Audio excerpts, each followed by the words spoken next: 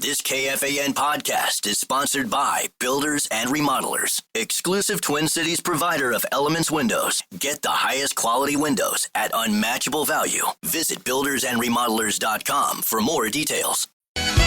Obviously, it's frustrating. This is your Beware Becoming the Magic Elixir leader fan radio network. Did you see the game? And KFAN.com. 1 minute and 57 seconds past 3 o'clock Central Daylight Time. Welcome back.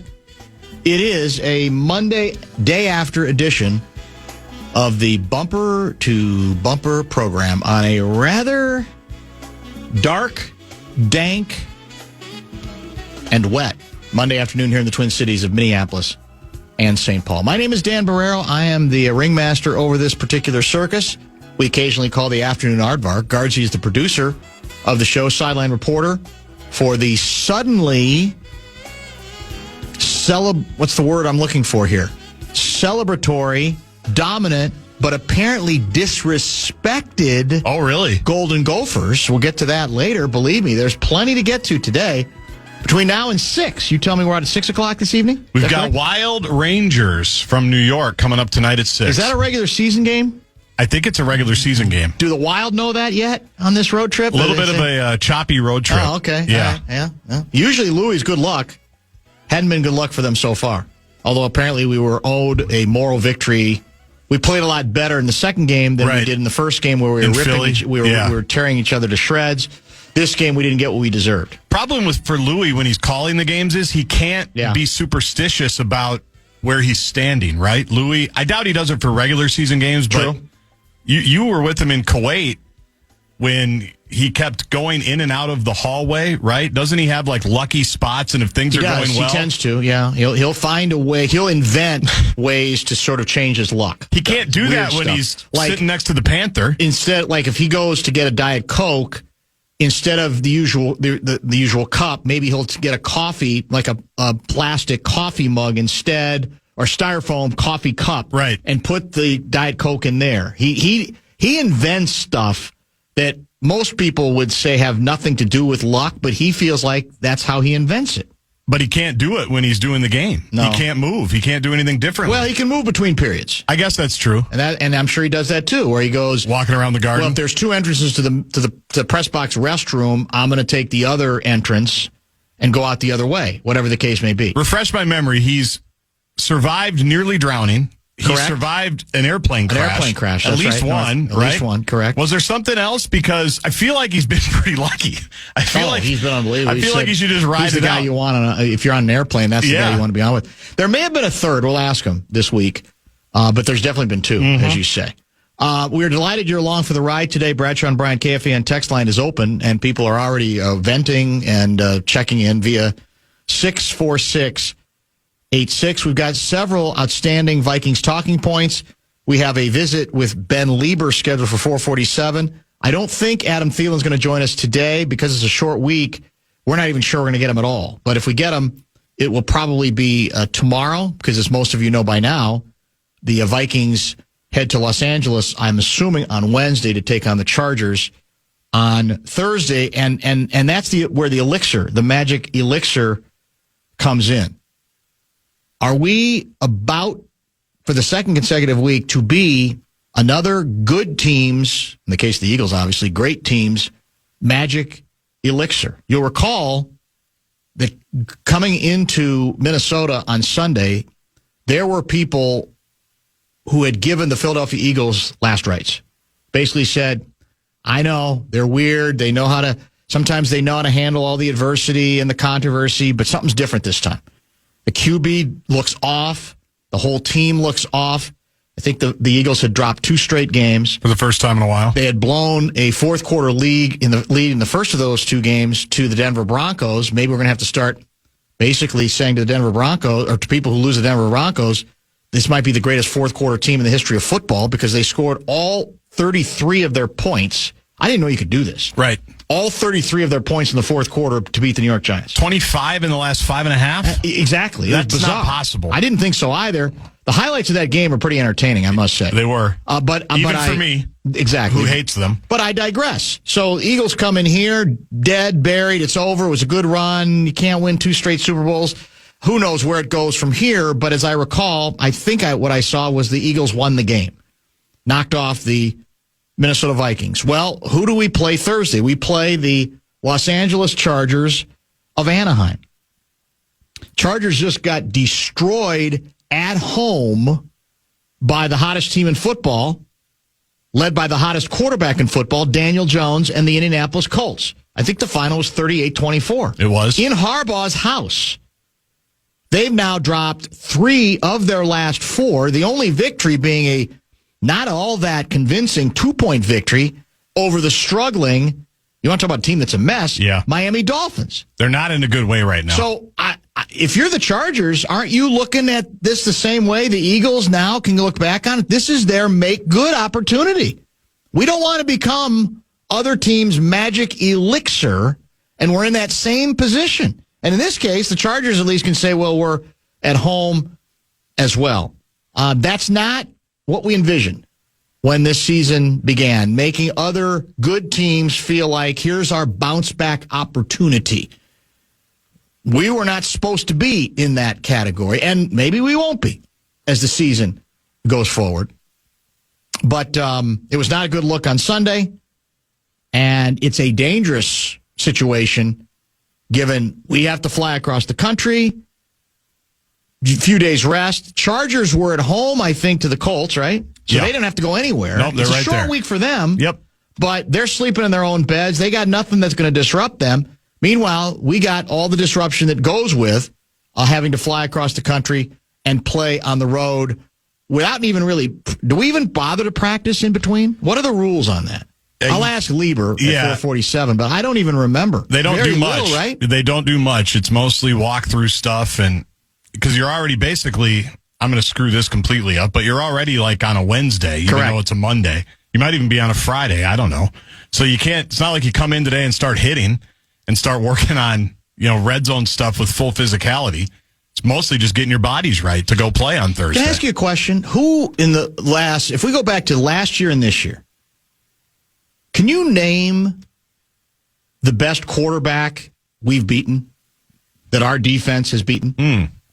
Last year and this year, who is the best quarterback that we have beaten? I mean, I would say off the top of my head, I'm just going to go with Jordan Love. I think that's a very good guess, and I think that's the answer. And I don't know, everybody would put him at the top of the list. Would certainly be, I think, considered above average quarterback, even if he has to yet prove that he can be franchise quarterback guy.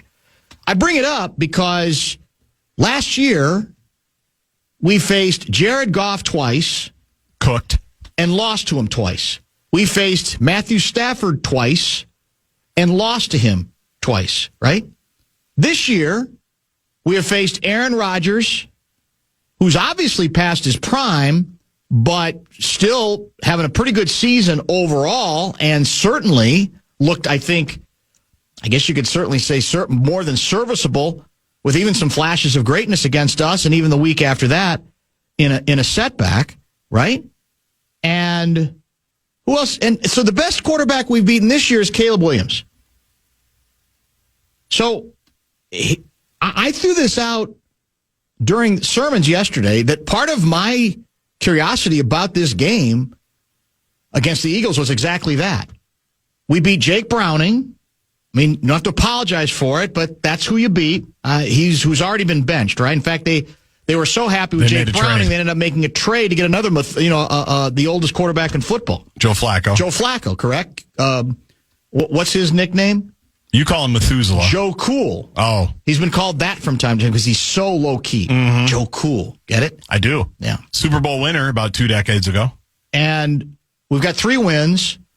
We beat Caleb. We beat Jake. And we beat the Browns' backup quarterback, a rookie, who's kind of been thrown in because the Browns don't know what the hell else to do. Now, maybe he was brilliant yesterday. They were playing a bad team, and they took care of business at home. I think they won like 31-6, something like that. So for me, going into the game, I know there's a million angles we're all covering. I want to see how we do against a good quarterback who hasn't been playing particularly well. But Jalen Hurts is still, I think, considered upper end overall. One of those guys who maybe you don't always love every pass he throws, or maybe he doesn't always have to pass a lot because they got such a good running game, but a guy who knows how to run an offense. Guy who got to the Super Bowl this last time and won it. And I know we didn't give up 40 points. I know the defense is not responsible for the pick six. I get that too. You could say take that away, and how many points did we give up? 21, right? What did we give up for the game? 28? Yeah. So the pick six, you could say, well, the defense only gave up 21. It's a scoring league. But something's wrong with this picture to me. Now, again, I'm talking about some of the best quarterbacks out there, and nobody's record probably is great against them. We haven't beaten any of them. Other than, as you say, Jordan Love once. Didn't we split with Green Bay last year? I don't remember. No, we couldn't have because we lost to the Lions and the Rams in the regular season. Oh, so maybe we beat Jordan Love twice. I think we did. Okay, yeah. then that would be it. And he might not have even played one of them. He might have been hurt. And text me if I'm missing a great quarterback, another great quarterback that we beat, if you want to call Jordan Love great. I mean, we beat Jets Rodgers, which I don't think was good. That's Rodgers. true. We beat him in London. No, they were a mess. That was early. Yeah. I went through the schedule, and no one else really jumped out at me as someone that was elite, or very, very good. Did we beat the Eagles last year? Did we play the Eagles last year? I don't remember that. Somebody's saying we beat the Eagles last year. Double check the schedule. Now I got to pull that back If I forgot that game, shame on me. I don't remember that. But what I'm saying is, and this will be one of the talking points, and there's been a lot of discussion about all the deep passes, not just the deep passes, but the third and longs. Those were the killers. That we allowed the Eagles and the QB to convert. You know, that's supposed to be in that's anybody's defense's wheelhouse, right? Yes. But especially B-Flow, you're going to try to get a first down on 3rd and 13 against B-Flow? Good luck. You know, good luck to the kids. And they did it in I think it was 3 straight drives, 3 straight touchdown scoring drives in the second half. Yeah. That's exactly what they did, didn't they? Yeah, and then the dagger one before, I think, even the dagger one, the 3rd and 13. Yes. Where it's just, you can't have that happen. We did not play the Eagles last year. Okay, I didn't think we did. Maybe he wants to believe that or project it. We beat the Niners week 2. I'm seeing if Brock Purdy played in that game. I don't even remember. I mean, we're going back to week 2. Purdy would have probably played in that game. But this is a new iteration of the defense, right? This is a different defense than even a year ago. And look, we're playing a good quarterback Thursday. So let's see. Now, you and I have been occasionally tough on Herbert, just because we want to see the winning in the playoffs, and he had another disastrous postseason performance last year. But he's got very good. In fact, I think he threw in this game for like 400 yards. He threw 50 plus passes. But he had to throw a lot, yeah. Right? So I don't know if that could just be one of those box score deals. But it's, again, timely. Let's see what we can do. I want to sort of see this defense occasionally take your breath away against a really good quarterback, right? I mean, to get swept by both Goff and Stafford, that's a little much for me before I'm going to say this is a great defense. And when it mattered last night or yesterday afternoon, even though, again, it was only 3 touchdowns, we got carved up. Our secondary got carved up. And often with receivers that were not a little bit open. Crazy. Receivers that were wide open. That can't be sort of finessed away, I think, moving forward. So let's not be another good team's magic elixir on Thursday. No reason we have to be if we take care of business. And let's challenge a good quarterback, a quarterback more accomplished than Caleb Williams, who's maybe on the verge. We'll see. He didn't play very well yesterday. Or Dylan Gabriel. Or your guy, Jake Plummer. No, not Jake Plummer. Jake Browning. Jake Browning, yeah. Jake Plummer still in the league? He might be. Because Andy Dalton won a game yesterday. I didn't even know he was still around. Are you being serious? I'm being serious, yeah. For who? I can't remember, but he came in. Andy Dalton? I'll have to look it up during the break. I heard Common and Tenna talking about it. I missed that completely, too. I think everybody did. Yeah, it's unbelievable. All right, let's do this. Let's pause here. Grant, in your hand time? Yes, the Fan and 2 men and a junk truck want to give you a shot to win bonus bucks with our national cash contest. You can enter the keyword credit at KFAN.com for your shot at winning. Go to KFAN.com and enter the keyword credit. We should be out at 5:30. What about the Fallness pregame show? Yeah, we don't usually do that. Oh. For the early starts, we really don't. Sometimes at 6:15 we do. We do? Sometimes. A lot of good texts are coming in to the Bradshaw and Bryant KFAN text line. How do we feel about beating Kirk Cousins? I don't know at this point how to feel about that. I just think my point stands that I'd like to see us play more representative game defensively against the good to very good quarterbacks. Now, being good to very good means you're not going to beat them all the time, but I don't like looking back on last year and including the postseason, getting swept by Stafford, getting swept by Goff, and the first time we saw a legitimate quarterback this year, one who was hurting, he diced us up. In fact, let's start there. We call this, for want of a better term, great moments in a kick-ass defense. On fourth down, Hurts takes the snap. He's looking to the left. He's going to fade it left, single coverage. A.J. Brown wide open, touchdown, Philadelphia Eagles. I have no idea what happened to Josh Metellus on that play, but A.J. Brown left him in It's not Metellus' fault.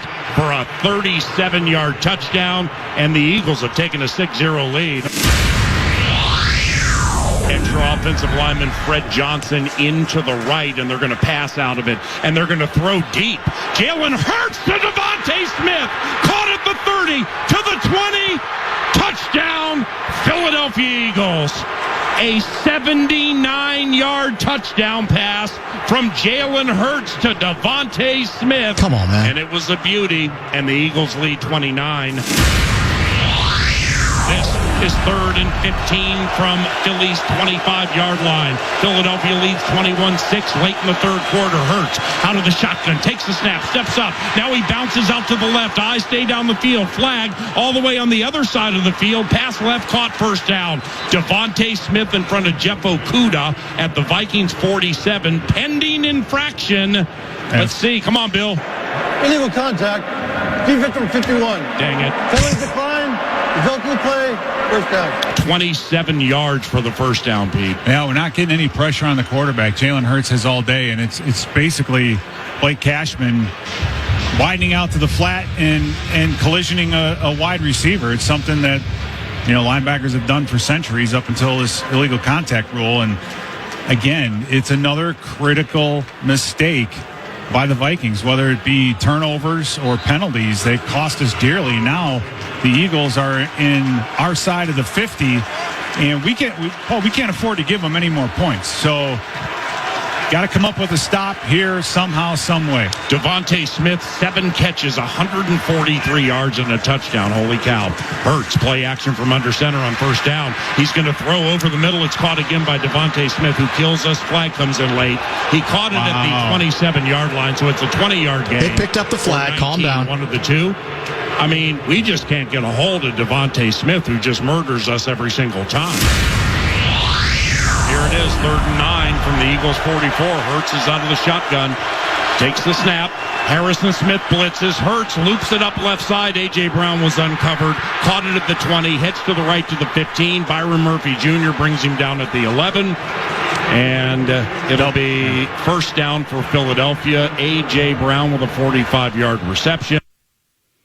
You get a good gist, good overview there of just how porous the Vikings secondary was. I mentioned early, Metellus on the first score. I'm not blaming Metellus at all. It looks like he and Rodgers got messed up because the receiver had come across the formation. There's no way, no matter how, I know we played a lot of 3 safeties, okay? But it's difficult for me to believe that B-Flow in the laboratory hatched a plan that wanted Metellus to be guarding a world-class receiver deep in that situation, right? There's just no way he was probably going to go step for step. No, that just does not. If that was the plan, it's a bad plan. I tend to think it was more that they got confused, or there was a better, smoother way for the 2 defensive backs, 1 safety, 1 corner, to keep Metellus. Was it the tight end? Somewhere it was another receiver, but I think a tight end with a closer in pattern and have your cornerback chase the wide receiver, maybe it wouldn't have mattered. I honestly don't know. The numbers are remarkable. Devontae Smith, 9 catches, 183 yards, and a touchdown, including a 79-yarder.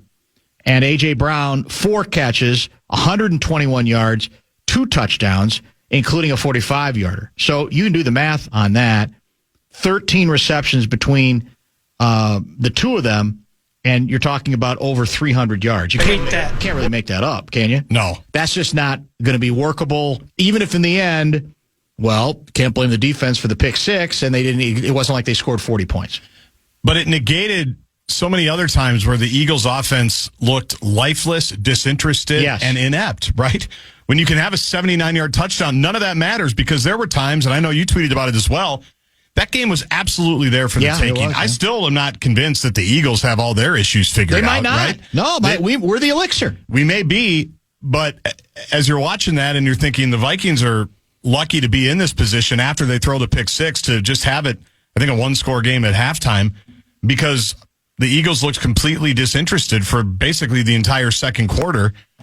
But when they can just line it up and throw it deep a couple of times or convert on a 3rd and 13 multiple times, it erases all the good work that you did defensively before that because there was some good work defensively to put them in those middle positions. Of the game there was. But until there wasn't. When you give up those plays seemingly so easily, it's all irrelevant. You included this in the in this particular great moments in a kick-ass defense, but the last 3 Philly drives, as we talked about early, 3rd and 15, 3rd and 13, 3rd and 9, and Hurts converted on all 3. That includes the 28-yarder to Smith, 13-yarder to Brown, and the 45-yarder to Brown as well, basically burning Isaiah Rodgers.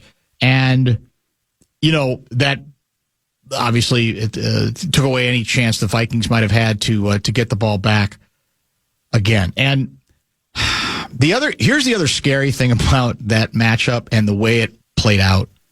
We all know what KOC wants to do. That's what he wants, man. 45-yard passes for touchdowns. Yeah. 28-yarders, 37-yarders. That's his dream. He wants to have that play-action stuff, the big-armed quarterback, slinging the ball downfield, because it is a lightning strike like that is devastating, and it was devastating yesterday.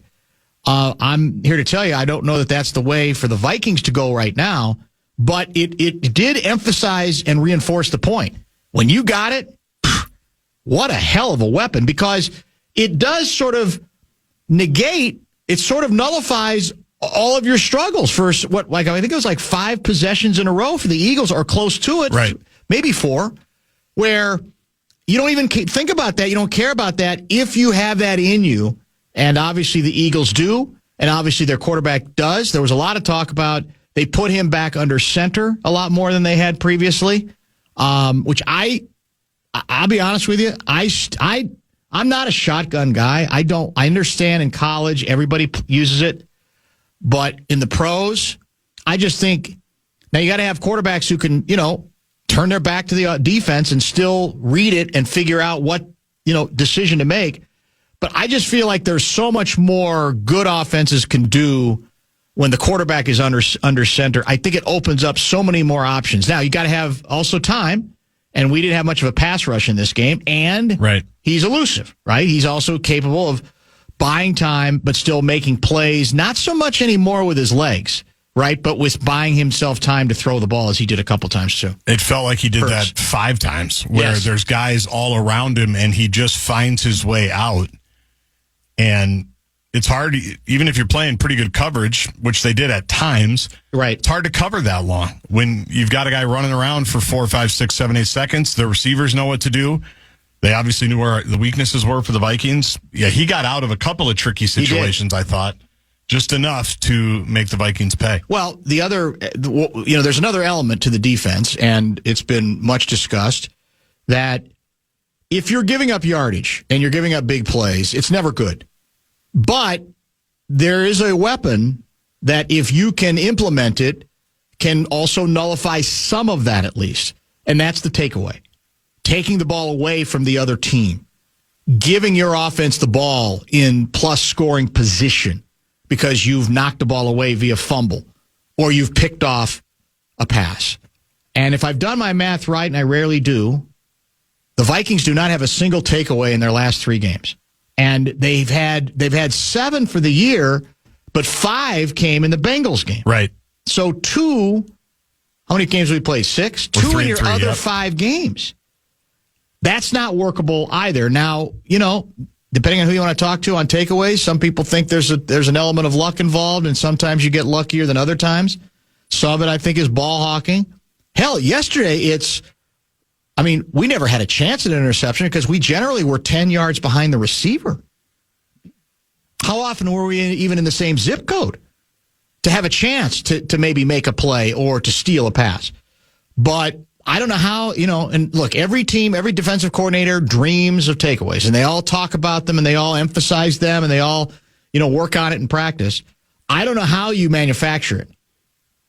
But as currently constituted, without what would be classified as a high-flying offense, you absolutely have to find a way to take the ball away from the other team, right? I mean, you can't be in minus territory as we were again in this game. Now, we got away with it the week before against Cleveland, but that's Cleveland with a rookie quarterback, right?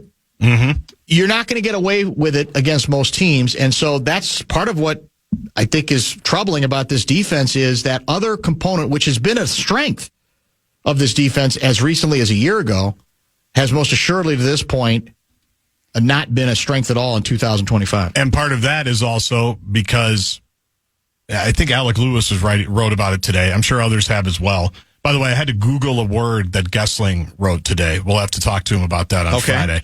The formula is let the offense get a lead. Right. And then let the defense do all their different things and create turnovers, and then that extends the lead. They haven't been able to do that at all because the offense has been trailing most of the season, right? Even going back to Chicago when they had to come back. They weren't good against Atlanta.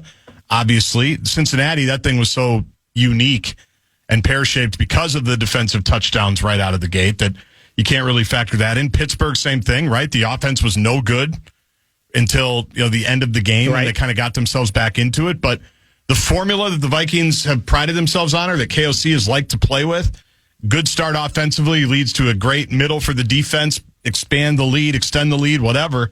They haven't been able to do any of that this year for a number of different reasons. None of it. That's definitely a big part of the deal. So we'll see. We all have from the beginning predicted this is kind of punishing to have to play so quickly, win or lose, just a few days after a Sunday game to have to play Thursday. Everybody's got to do it. Everybody's got to do it. And beyond that, I think you got to look at it the other way and say, all right, this gives us a chance without having to wallow in it for an entire week to get it out of our system. Go to L.A. and win the damn ball game. Easier said than done. And I guess there's now an open question. Well, I'll ask you, is there an open question about who's going to start at quarterback? I don't think there is. Me neither. Like the X factor would be if Wentz comes in later today or tomorrow and they go, shoulder's gotten worse, and he's just, his body's rebelling. So at that point, what makes it interesting at that point is, does he rush out of in his mind, necessity, the guy he doesn't want to rush, the kid? Or do you put in another kid who's got even less experience? That's the Brosmer, your guy, obviously. So that's the interesting question. My guess is you're going to see Wentz again unless he literally can't go, and you're going to then see this whole thing during that long stretch after the Thursday night game before we play a week from the following Sunday. All of this work out where they're going to take a long hard look at their quarterback situation and likely make a call for McCarthy, I would think, at that point. I think you have to. Because if you don't at that point, then you're not, there's something you're not telling us if at that point you don't do it, right? Yes. There's something you're clinging to that you don't want to make public, whether it's the ankle or where he's at in his processing. I don't think there'd be any other explanation at that point. Let me get to a couple of texts. A bunch of them are coming in.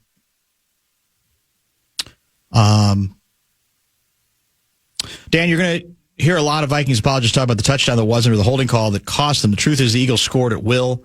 I think even if the Vikings would have cashed in on those touchdowns, the Eagles would have just swung back right around scored because their secondary made it look like the 1999 greatest show on turf, St. Louis Rams that we were playing against. I thought the holding call was the right call. I thought I thought Hockenson caught. I shouldn't say it. Let me rephrase that. I believe the ruling on the field that Hockenson caught the ball for a touchdown was the correct ruling. It was obviously overturned. Mm-hmm. There's a couple of officials who've said exactly why they think the overturning was the correct call. Maybe they saw an angle that I didn't. I saw some movement, but I was under the impression that the ball could move. But I also thought when it was moving, he had his hand under it. But we'll never know. Right. That was a call I think that the Vikings deserved. I didn't, though, if I'm being honest, come away from that game going, that's why we lost the game. That's a big call. Yeah. And we didn't get it, and that's a touchdown. But we still have to stop them. Yes. We still have to stop them and get the ball back, right? Well, and that's the other thing about the Eagles that impresses me is, there's a lot of talk about how, Dan Campbell, rambling, gambling guy, he's fearless. The guy in Chicago now, Ben Johnson, fearless, riverboat gambler. He doesn't care what the analytics say or what the book says about we got to run the ball 3 times at the end of a game and make them use their timeout. He'll do whatever he has to do.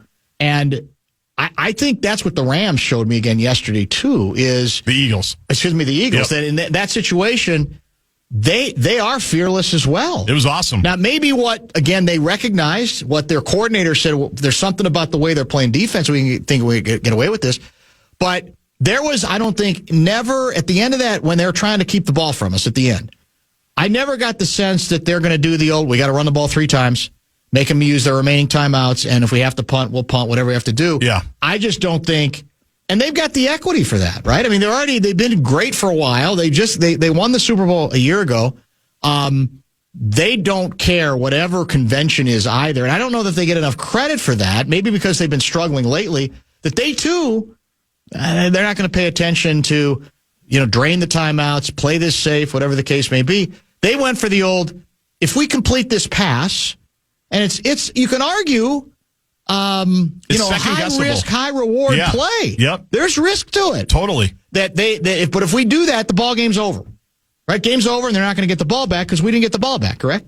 Correct. At the end of the game. And they threw it on second down, too. That's a great point. On second and and that 9. was the incompletion. Yes. The throw, it was the right read. It was just the ball was behind the receiver, as I recall. And that is, I think, almost even more unconventional. Yes. Not even get to like 3rd and 5 or 3rd and 7, because it's 2nd and 9. They throw it. Vikings don't have to use the timeout, right? Correct. So you've got that, too. How many teams out of 100 do what the Eagles did? 10 out of 100? 10 out of 100. Like 10% right. of teams, 10%, when they get 15. They're all talking and going, well, we're gonna run the ball, and we got Barkley, and we're going to lead the clock, and then here we go.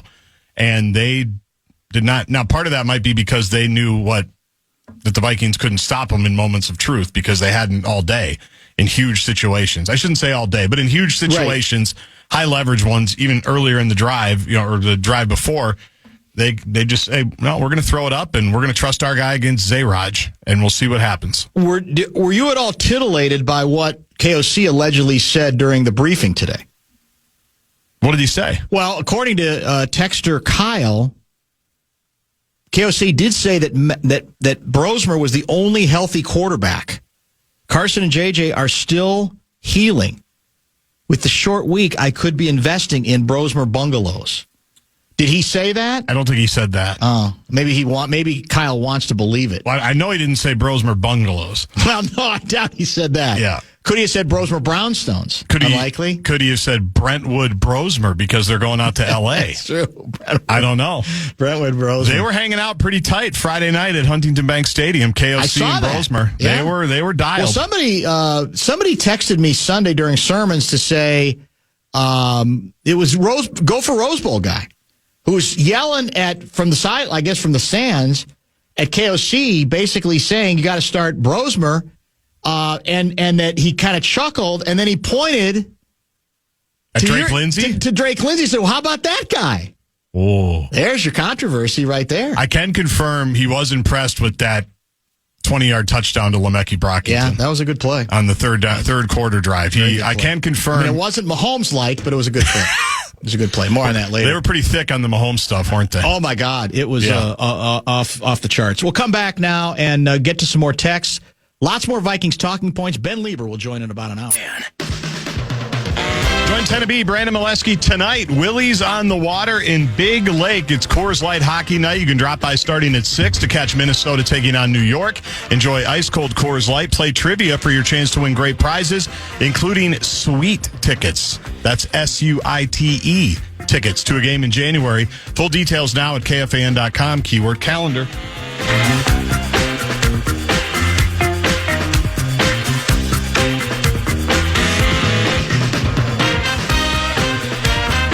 Second consecutive week, I find myself gobsmacked by a point spread. And I understand, don't text me. A lot of times the spread is made to elicit action. But I also thought, to a certain extent, it gives you some sense of what odds makers think of the relative quality of the two teams matched up against one another.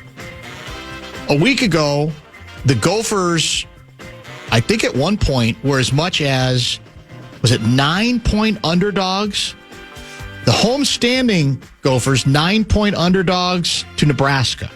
Correct? What does that mean? Correct. That's a lot of points. I think it came back a little bit to the pack, but I still found that, and I get it. The Gopher performance against Purdue was not at all impressive, even though they ultimately won the game. And I know Nebraska had been on a roll, and they were 25th ranked. I still thought, I still didn't, I guess, trust Nebraska enough to trust that gap. Similarly, this week, and by the way, a fan has learned, the Gophers dominated that game. So now this week, we're going to Iowa. Game time's now set. I think it's at 2:30, correct? Yep. Pre-game show will start at 12:30 right here in the Fan. You got it. I've got the Gophers as 8.5-point underdogs. Oh, has it already gone to 8.5? To the Iowa Hawkeyes. Wow. Now, again, I thought it opened at 7 again. Well, it may have. I think it's moving a little bit. And again, it probably depends on what service we're looking at. I'm seeing a couple that says 8.5. That sounds preposterous to me. Again, let me make it clear that I now trust the Gophers. We're on our way to the Rose Bowl, or we're on our way to the postseason tournament. But I guess I don't trust Iowa enough either, even though I know the game is there, to think I put both these teams kind of in the great middle of the Big Ten. So I guess I'm a little stunned by that point spread as well, but it's got to be perfect for PJ. For sure. Bulletin board material for PJ to say we dominated the 25th ranked team in the country, allegedly. Wasn't even a ball game, quite frankly. It was a mismatch. And they believe so little in us that we're practically double-digit underdogs to the Hawkeyes. 9.5, according to DraftKings. That is surprising. That's even worse. That's surprising to me as well. That's a lot of points. And Iowa, they ended up winning the game Saturday night against Penn State and their backup quarterback. Yeah. And they were down 21-10, I think, at one point in the third quarter, and found a way to get it done. That's a big number. That got my attention. Nebraska, by the way, 7.5-point favorites to Northwestern, who won't lose anymore. Really? Yeah, Northwestern continues to play. Where is that game? Nebraska? Lincoln. Oh, okay. Yep. Yeah, that's still, I don't know. I guess I just don't trust any of these teams enough for there to be that big of a gap. But we'll see how it goes. We got plenty of time to get to that later. Do you trust your Hoosiers against the hottest team in college football, UCLA? Well, 25.5-point favorites. Too many points. I thought it was too many points against Michigan State. Now, ultimately, this is, I guess, another sign of how things are weird in Bloomington, Indiana, and different than they've ever been. Indiana played probably a B- game for them. And they outscored, after a slow start, Michigan State 31-3, and then ended up winning 38 to whatever it was. It ended up being not close. I think they scored on like 5 straight possessions. And people are bitter, aren't they? And people are bitter, which again tells you that things are very different than they used to be in Bloomington. That still seems like a lot of points to me. I agree. But, at this point, we'll see how it all shakes out. The quarterback question is ongoing. It's fluid. And I will be not the first to say, but I will be another individual to say that I wasn't as down on Carson Wentz's performance as many of the McBobos, who are never going to give him any slack whatsoever because they're so anxious to get their guy back on the field. Having said that, honesty compels me to also say that with the way Wentz played yesterday, the door has been opened. He played badly enough in making rookie mistakes that you're not supposed to get from a veteran quarterback that I think in a way that wasn't true until this game, the door is open. Now, again, what you do, who you slip through that open door is still an interesting question because it gets back to what we talked about last week. The health of the guy you want to give the ball to is still the essential question. And if you deem he's not healthy enough to be springy, moving around, given all the other issues he's going to have to be dealing with on the road, prime time on a Thursday night game, then you may still have to go with Wentz.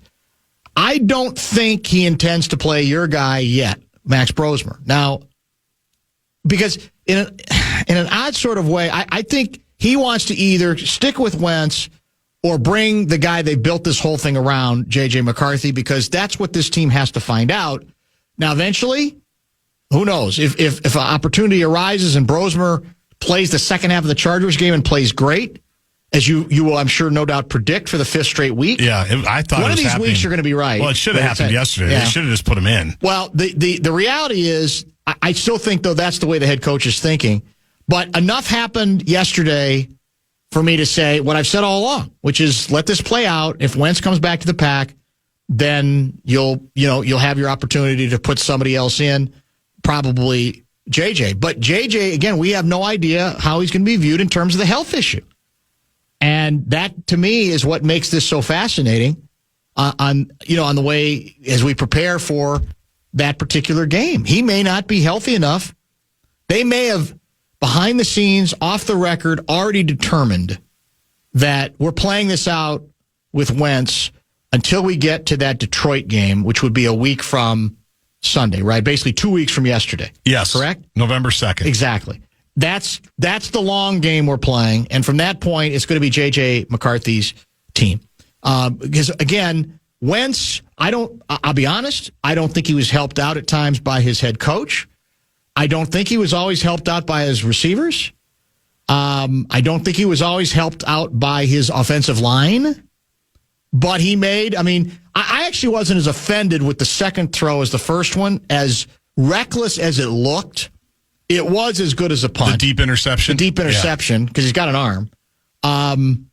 But you could argue, well, you don't do that on second down, Dan.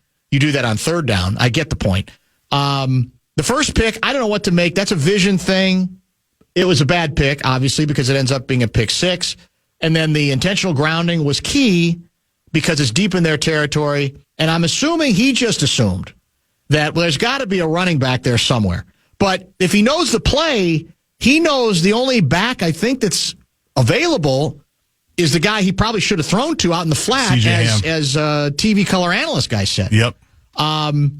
And that's an unforgivable play under those circumstances as well. And he does that. That's part of the reason he's in the position that he's in now, I would say.